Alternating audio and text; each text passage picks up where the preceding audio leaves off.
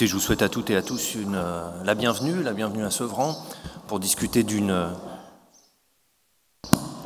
pour débattre d'une question qui nous soucie non, mais qu'on a essayé de travailler depuis maintenant des années, et le lancement dans la rénovation urbaine a permis d'avancer là-dessus, sur la question des clauses d'insertion. Et je crois que... Ah ouais, Sevran, c'est moderne, hein, vous avez vu, on parle, on est en même temps sur l'écran et tout, c'est très classe. Et en même temps, je pense que c'est vraiment extrêmement important, à la fois de réussir à bien travailler, à faire ces clauses d'insertion sociale, et cette bataille qu'il y a eu à la fois à l'intérieur de l'ANRU, qui a débouché sur ces obligations au fur et à mesure, pour l'ensemble des projets de rénovation urbaine, d'avoir à l'intérieur ces clauses. C'est important évidemment dans nos villes, hein, dans nos secteurs, puisque à Sevran, on a quand même aujourd'hui plus de 22% de la population qui est aujourd'hui au chômage, plus de 40% chez les jeunes de moins de 30 ans dans les quartiers d'habitat collectif. Et je crois que cette problématique de l'emploi, elle relie un certain nombre de choses. Évidemment, l'emploi dans un premier temps, retrouver une utilité sociale, retisser du lien et retrouver sa place dans la société à travers l'emploi. Et puis aussi derrière, le fait que ces jeunes viennent aussi des quartiers permet de créer aussi la dynamique qui permet derrière de travailler les chantiers et d'aller au bout surtout des chantiers dans une ville comme Sevran qui est, si on met bout à bout, quasiment le premier projet de rénovation urbaine de France, avec l'ouverture aujourd'hui du projet sur les anciennes Baudottes. On doit être pas loin des 600 millions d'euros à peu près globalement. Je regarde Mme Depont qui est responsable de l'ANRU et du PRU sur Sevran, puisqu'on a 3 dossiers qui n'en font qu'un au final, hein, non, c'est bon. Et donc, près de 600 millions d'euros, ça représente un certain nombre de chantiers.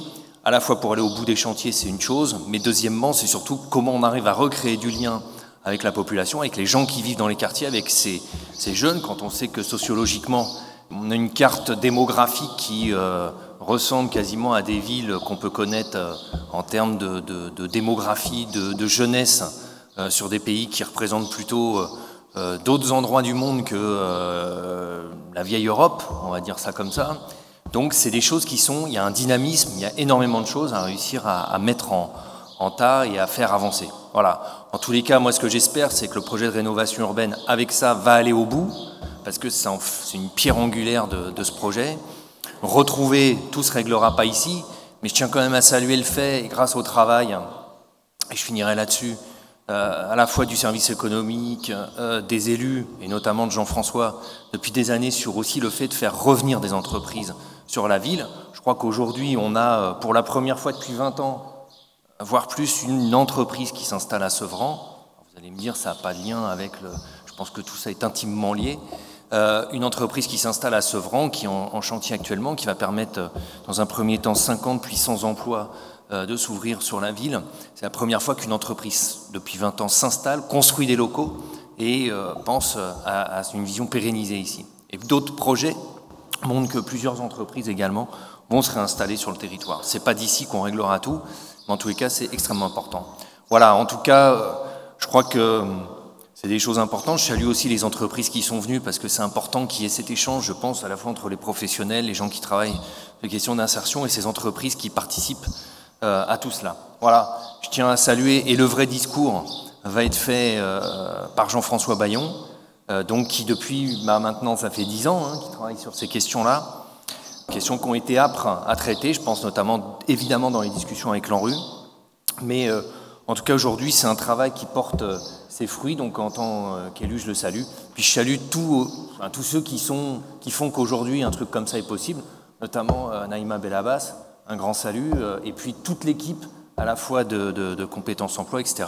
Et un remerciement et un salut également à la communauté d'Aglo et aux autres villes qui sont dans Terre de France, la communauté d'Aglo, Tremblay et Villepinte, qui permet aussi d'avoir une vision et un travail important sur ces questions-là. Parce que je pense que si on arrive aujourd'hui à bien traiter ces questions-là, en connaissant les 20 ans qui vont venir aujourd'hui dans la commune et autour, notamment liées aux questions du Grand Paris, à la fin de la rénovation urbaine, aux questions liées au Grand Paris, la question, vous savez que sur Sevran, il y a 2 stations de métro qui sont prévues, donc tous ces chantiers, si on arrive au fur et à mesure à inclure les clauses d'insertion et à travailler efficacement sur ces questions-là, ça veut dire qu'on pourra à la fois aller avoir les chantiers, avoir des jeunes et moins jeunes qui travaillent sur ces chantiers avec ces entreprises, recréer un peu de développement économique et faire en sorte que la population partage, travaille et avance avec ces chantiers et cette évolution de la ville. Merci à tous et je passe la parole à Jean-François Bayon, qui quand même est vice-président du Conseil général. Un grand salut et beaucoup de remerciements.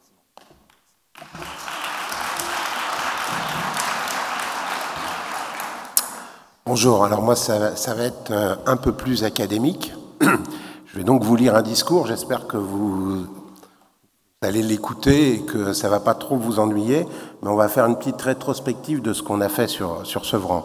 L'engagement de la ville, c'est depuis 10 ans que nous le faisons pour favoriser l'accueil et la prise en charge des Sevranais en situation d'exclusion et de précarité face à l'emploi.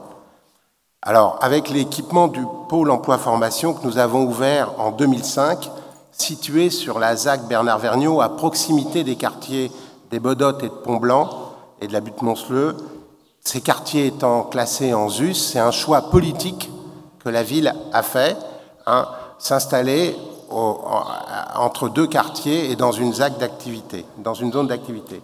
Ce compétence emploi réunit tous les services.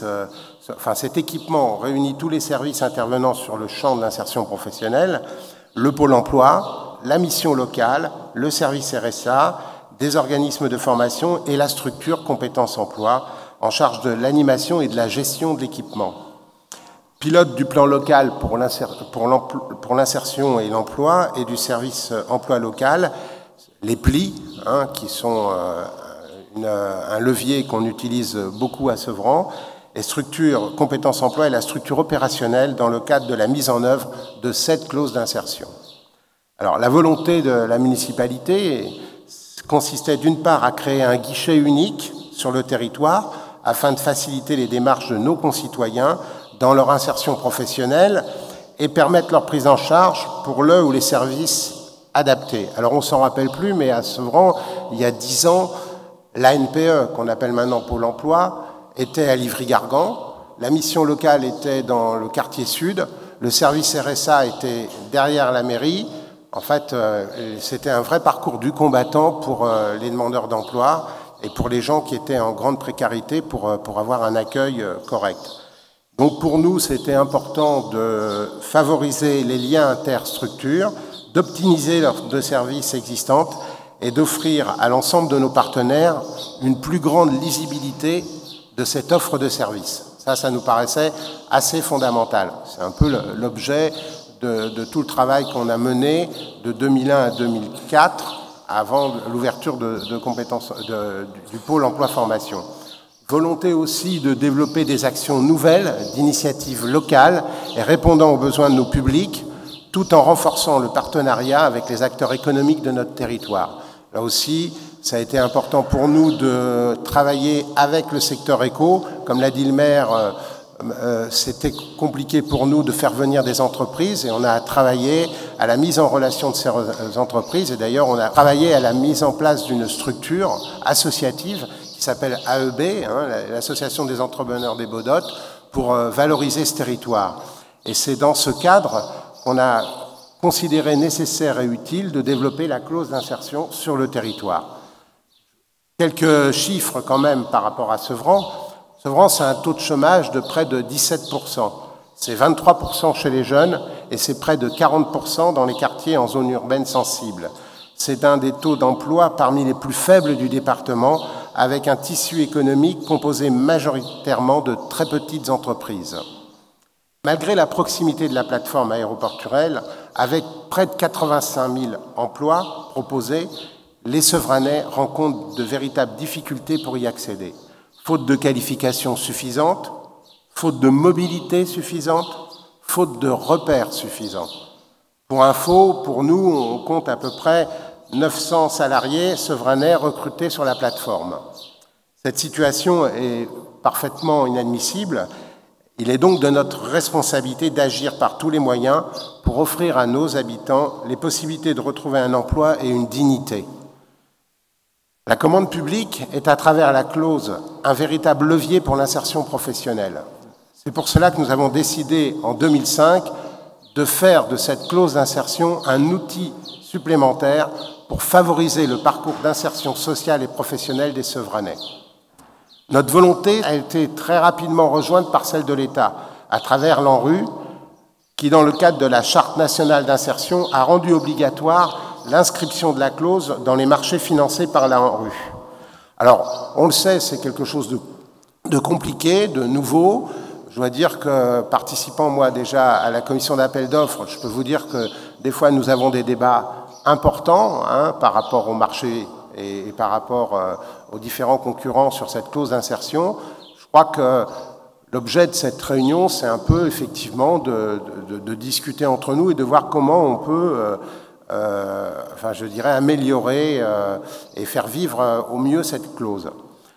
Sur Sevran, nous avons 3 programmes de rénovation urbaine. Le maire, on en a parlé tout à l'heure, et Madame Depont, qui est responsable de la SAES, connaît bien ces problèmes-là. À chaque fois qu'il y a effectivement des marchés, elle n'hésite pas à m'entretenir en me disant « Monsieur Bayon, la clause d'insertion, comment on fait il y a peut-être un petit problème là. » Bon. Et donc, à chaque fois, on essaye, effectivement, avec Marc Journet, qui est là, de voir comment on peut rester entre le souci technique, qui est normal, et puis le souci d'insertion politique que l'on a, nous, élus, ce qui n'est pas forcément toujours très facile à faire passer. L'obligation donc qui a été donnée à la collectivité en tant que donneur d'ordre, mais aussi à tous les maîtres d'ouvrage concernés. Ça concerne la SAES, j'en ai parlé, mais ça concerne aussi 10 bailleurs sur la ville. Nous avons très rapidement considéré que ce travail ne pouvait être mené sans moyens humains supplémentaires et nous avons fait le choix de cofinancer un poste de chargé de mission dans le cadre du contrat urbain de cohésion sociale en partenariat avec l'État. Alors, c'est notre ami Jalel, que vous avez vu, qui est vraiment l'artisan de cette clause sur notre ville et qui est vraiment, je dirais, la pierre angulaire de tout ce qui se réalise et du contact avec les entreprises ou avec les associations d'insertion. Il s'est caché là-bas au fond, mais tout le monde le verra. En plus, il est fort bien habillé aujourd'hui. Il a mis une belle chemise blanche. Il a mis une belle chemise blanche, donc il est tout à fait repérable. Aujourd'hui, la structure opérationnelle est cofinancée par la ville, par l'ANRU et le Conseil général de la Seine-Saint-Denis. Nous avons par ailleurs décidé d'étendre la clause au marché hors ANRU et d'élever le pourcentage d'heures à mobiliser à 7% au lieu des 5% imposés par la charte d'insertion de l'ANRU. C'est vrai que souvent, certains me disent « Pourquoi tu te bats pour 7% ?» Je me bats pour 7% parce que je me dis toujours que si on met 7, on arrivera peut-être aux 5. N'est-ce pas, Marc? Peut-être qu'on y arrivera. Donc, qui peut le plus, peut-être le moins. Donc, voilà, on y arrive tout doucement. Et puis, on suit les tableaux de bord et on voit que c'est bien de se fixer 7%. Parce que si on met une barre un peu basse, on a des fois tendance à se dire on se rapproche de la barre. Là, la barre est haute, donc il faut y aller. Le travail qui s'est engagé depuis n'a pas été facile, c'est un travail de longue haleine, et notre structure opérationnelle pourra en faire état. D'ailleurs, dans les débats qui vont avoir lieu cet après-midi, il a fallu expliquer, convaincre, rassurer, réexpliquer, parfois se fâcher un peu, pour réaffirmer notre choix politique afin de conférer à cette clause la légitimité nécessaire à sa mise en œuvre. Je crois qu'effectivement, c'est un débat important. Quand on discute avec les entreprises ou avec les techniciens, ils ont toujours beaucoup de mal à admettre que l'insertion, ça doit faire partie aussi de leur réflexion. Surtout à Sevran, pour nous, c'est fondamental. Et je crois qu'une fois, la réflexion qu'on a eue, c'est de dire qu'il faut arriver à faire en sorte que les techniciens assimilent cette notion-là dans la réflexion, notamment dans le montage des marchés. Je crois qu'avec Marc, on en avait pas mal discuté de ça. C'est un changement d'état d'esprit qui n'est pas facile à faire passer, parce que on a en face de nous à des techniciens, des gens qui veulent des réalisations pratiques, et qui sont loin de l'insertion et qui sont loin des métiers que vous faites. Parce que j'ai vu qu'il y avait dans la salle beaucoup de responsables associatifs, de militants sociaux, je dirais, en charge des publics les plus lointains. Et il faut savoir que votre culture n'est pas la culture des techniciens et que c'est un problème d'échange de culture et de construction ensemble de nouveaux parcours. Voilà, il a fallu agir pour faire tomber les craintes et les tabous liés aux clauses et à l'insertion. Je reprends là un propos de Patrice Loquet dans un de ses articles et qui confirme ce que je viens de dire. La première condition à remplir pour mettre en œuvre les clauses sociales dans les marchés publics est de le décider au niveau politique. Et c'est vrai que nous, au bureau municipal, on a eu des fois quelques discussions assez âpres pour effectivement faire passer cette notion de clause d'insertion et de réalité. Mais c'est devenu maintenant quelque chose d'établi à Sevran et il n'y a plus un marché qui se fait sans clause d'insertion. La réussite de la clause, c'est aussi l'engagement des services techniques et des services de la commande publique. La réussite de la clause, ce sont des moyens humains pour mettre en place une organisation locale qui permette de créer les liens de travail nécessaires au bon fonctionnement du dispositif. Travail avec les donneurs d'ordre et leurs services en assurant une assistance à maîtrise d'ouvrage, travail avec les maîtres d'œuvre, les entreprises, les structures d'insertion par l'activité économique pour déterminer les modalités de mise en œuvre les plus appropriées, travail avec le service public de l'emploi, les prescripteurs pour la mobilisation des publics, et travail avec les personnes en insertion pour les préparer et les accompagner dans leur démarche. Ce qui nous importe, je le répète, pour nous, c'est de lutter, pour nous élus de la ville, et il y en a quelques-uns dans cette ville qui sont présents ici, ce qui nous importe, c'est de lutter contre toutes les formes d'exclusion. La clause est aujourd'hui un dispositif qui peut rapporter des solutions pour accompagner les personnes qui rencontrent des difficultés et leur proposer un accompagnement social et professionnel. L'expérience que nous en avons sur Sevran et l'évaluation intermédiaire du dispositif montrent de façon significative l'intérêt d'un tel outil. Nous le verrons, et j'espère tout au long de cette journée, certes, le chemin parcouru n'a pas été sans difficulté, le chemin qui reste à parcourir pour que la clause puisse vivre toute sa place et toute sa dimension est encore complexe. Mais nous pouvons aujourd'hui nous satisfaire de ces résultats. Ce dispositif fait la preuve de son utilité et de son efficacité. Par ailleurs, en ma qualité de vice-président de la communauté d'agglo, j'ai également souhaité que la clause soit mise en œuvre à l'échelle intercommunale. Les villes de Villepinte et de Tremblay ont également une expérience de cette clause d'insertion. Et à mon avis, c'est bien de mutualiser nos expériences. Il a donc été nécessaire, au moment où on fait vivre la communauté d'agglo, que ce séminaire puisse être l'occasion de mettre en avant l'expérience de ces territoires, de ces professionnels qui œuvrent à ça dans nos différentes villes. Et je les remercie d'être présents à cette réunion, afin que la communauté d'agglo apporte son soutien, son implication, et sachant que derrière nous avons des dossiers importants, la ZAC Sud Roissy, l'hôpital d'Aulnay, je crois qu'il y a effectivement là des vrais challenges. Il faut voir comment la communauté d'agglo peut amener une plus-value, et comment on peut jouer en coordination, de manière à faire en sorte que nos publics les plus en difficulté trouvent un accès à l'emploi ou un accès à un parcours de formation. Voilà ce que je voulais vous dire. Je remercie tous les partenaires. Cette journée, elle a été organisée avec les 3 villes, avec la communauté d'agglo. Il va y avoir beaucoup d'échanges. On va avoir ici tout à l'heure une table ronde, cet après-midi avec des questions-réponses de la salle. Et cet après-midi, il y a plusieurs ateliers. Je pense que vous avez vu, je pense que M. Hatt va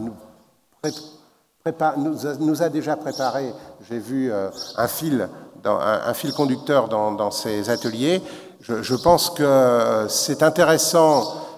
Chacun vient de parcours différents et c'est intéressant de se créer une culture commune. Je l'ai dit tout à l'heure, c'est en fait là la grosse difficulté de faire vivre les clauses d'insertion, c'est qu'on est sur des champs professionnels différents et qu'ensemble, on pourra arriver, c'est ensemble qu'on pourra faire vivre cette clause. Je vous remercie de votre attention. Avant le reportage, je voudrais juste donner quelques chiffres. Sur Sevran, c'est 150 personnes concernées aujourd'hui par la clause d'insertion, 180 contrats proposés, 74 000 heures d'insertion réalisées.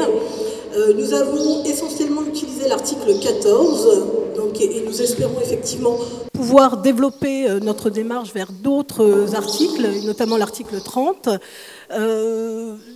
Nous attendons de cette journée qu'elle puisse effectivement être non seulement l'occasion de montrer l'intérêt et l'efficacité, comme vient de le dire M. Bayon, de la clause, mais aussi qu'elle ouvre des perspectives et qu'elle nous permette de développer de nouvelles coopérations avec les acteurs économiques et tous les partenaires concernés, voire de nouveaux projets.